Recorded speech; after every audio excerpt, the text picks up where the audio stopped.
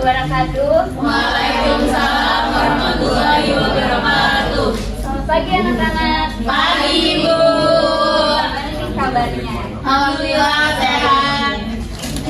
Oke, sebelum memulai pembelajaran pada hari ini, boleh ketua kelas untuk pimpin doanya. Oke Ibu. Bersiap. Berdoa dimulai.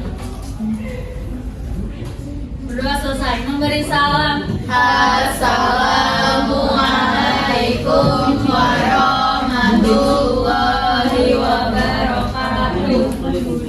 Oke, gimana nih liburan kemarin? Pada dapat THR berapa? Gak dapat dong.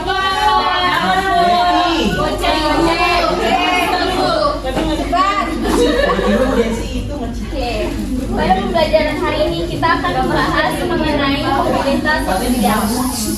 Nah, ada yang tahu nggak mobilitas itu apa?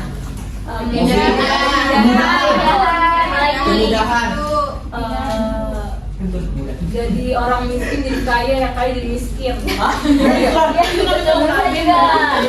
Ayo apa lagi? Nggak tahu lagi Bu.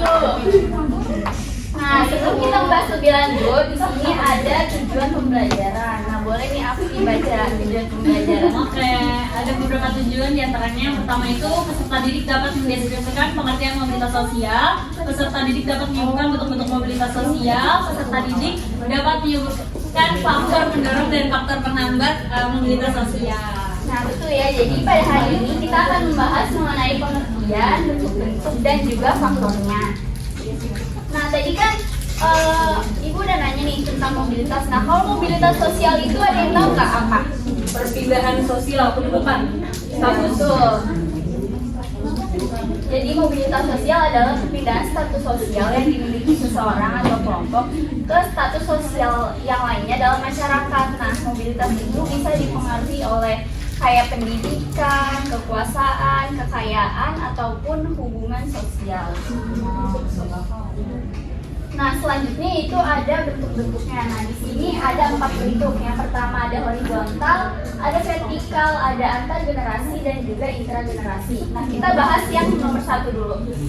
Kalau mobilitas sosial horizontal, ada yang tahu nggak itu apa?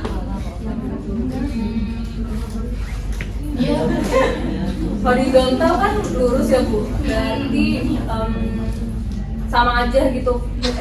Cuman pindah tempat aja gitu. Statusnya sama gitu. Iya. Ya, betul ya. Jadi mobilitas sosial horizontal adalah perpindahan status sosial yang dialami seseorang, tapi derajat itu nggak berubah. Derajat itu bisa kayak jabatannya gitu. Jadi dia cuma berpindah tempat aja gitu. Nah, di sini ada kisah dari Pak Zainuri. Nah, di sini kan dijelasin kalau Pak Zainuri itu merupakan kepala sekolah, betul. Nah, terus dia tuh karena dinas pendidikan memindahkannya Pak Zainuri di sekolah lain, terus tapi jabatannya tetap sama gitu, cuma beda sekolah aja. Nah, ini termasuk dalam mobilitas sosial horizontal. Nah, selanjutnya itu ada mobilitas vertikal naik dan turun. Kalau mobilitas vertikal naik, yaitu seseorang pindah ke posisi yang lebih tinggi. Jadi awalnya orang itu dari yang terendah jadi yang tinggi. Nah, ada yang bisa memberi contoh nggak apa itu? Saya Bu, Apa itu Sabrina? misalnya saya berhasil keluar dari kemiskinan, jadi saya bisa sukses di perusahaan besar gitu. Iya, betul. Ada lagi nggak?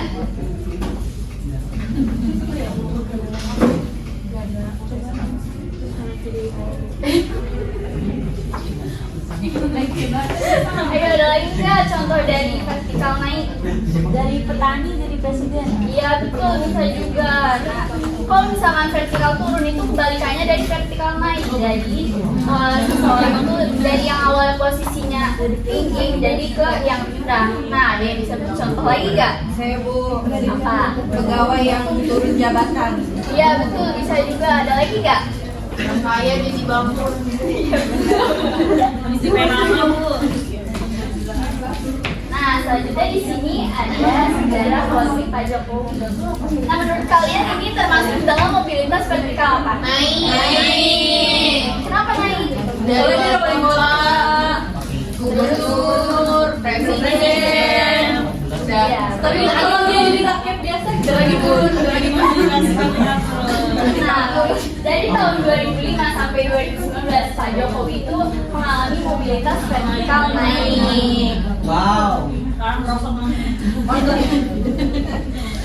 Nah, selanjutnya itu ada antar generasi dan juga intragenerasi. Kalau misalkan antar generasi itu pergerakan sosial atau mobilitas yang terjadi dari satu generasi ke generasi berikutnya.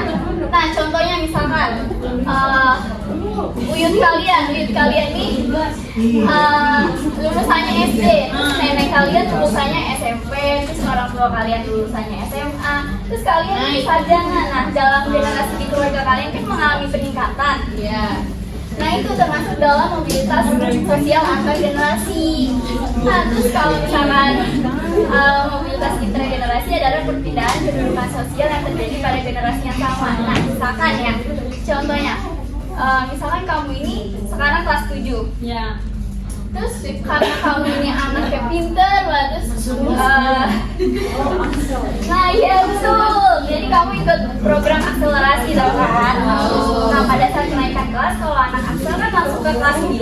Ya. Nah, kalau teman seangkatan kalian pasti kan ke kelas 8.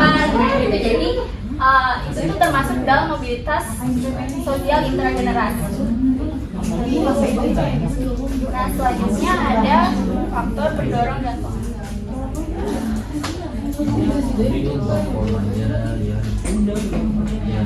anak-anak tolong simak videonya ya. Oke, Bu.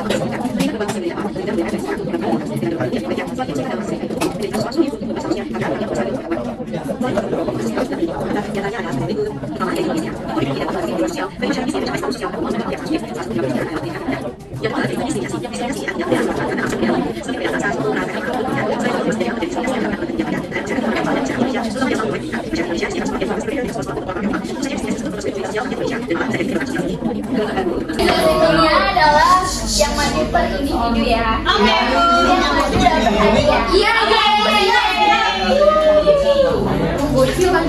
Lalu ulangnya seperti itu.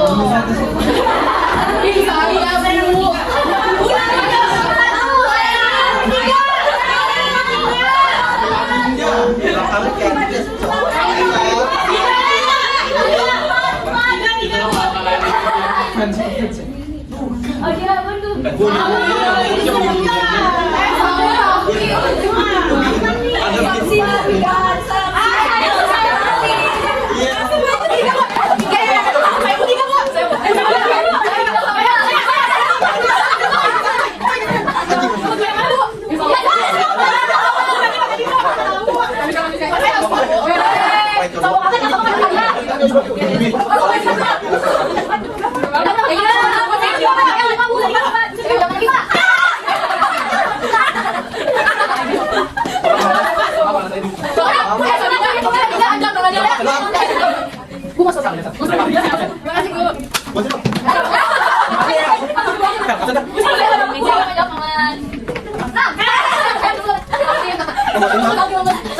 Mana Bu, saya mau dapat, Bu.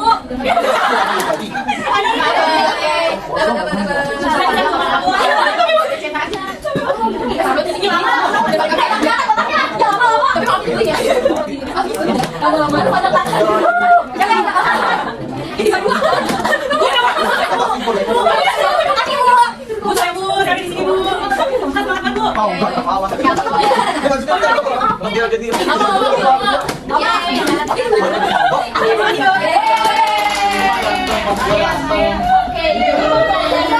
ini udah selesai ya.